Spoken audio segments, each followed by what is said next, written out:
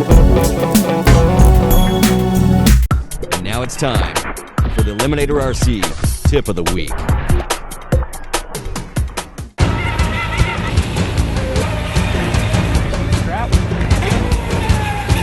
Hi, I'm Ryan from Eliminator RC.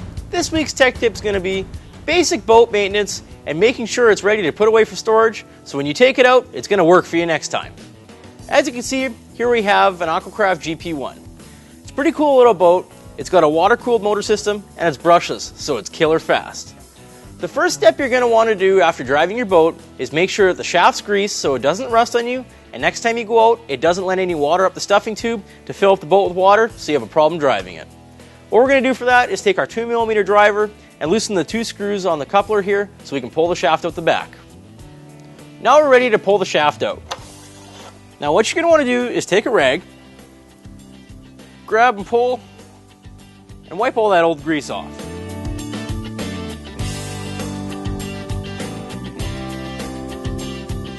I like to use the Pro Boat marine grease because it's specially formulated to keep the water out and make sure your shaft's always lubed so it won't burn out your stuffing tube, because a lot of them actually have a Teflon liner in them and will burn out if you don't use grease.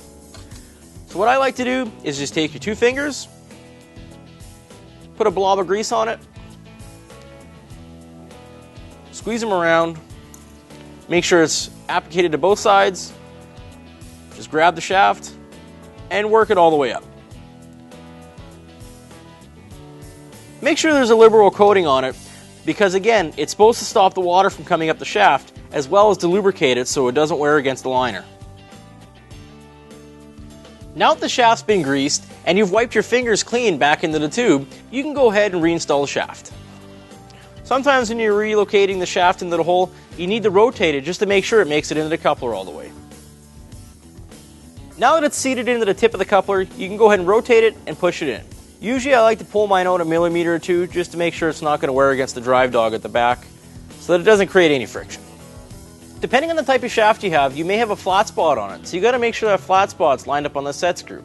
Because this is a clamping style hub, you don't need to worry about that because it's just a round shaft that gets clamped on both sides, so you can tighten it down evenly.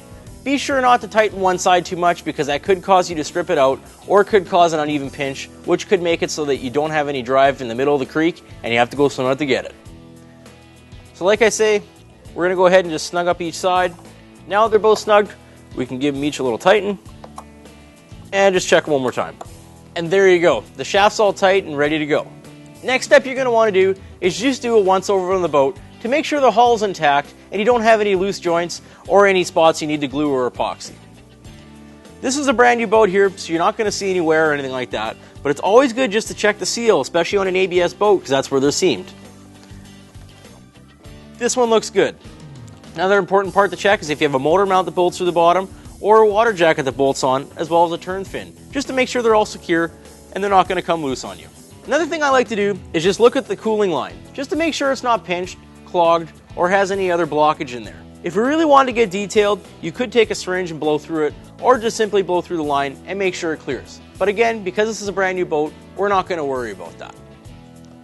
Another step you're going to want to check is make sure your servo's secured, make sure your motor's mounted solid, and just check your battery mount to make sure your battery's not going to slide around. This one's brand new, so we haven't even taken the Velcro off yet. Once that's all done, if you have a radio box that's taped down, I usually like to store them open. Just in case any moisture gets in there, you're not going to have it molding on you or causing harm later on down the road to your electronics. So you're going to want to go ahead and uncover that.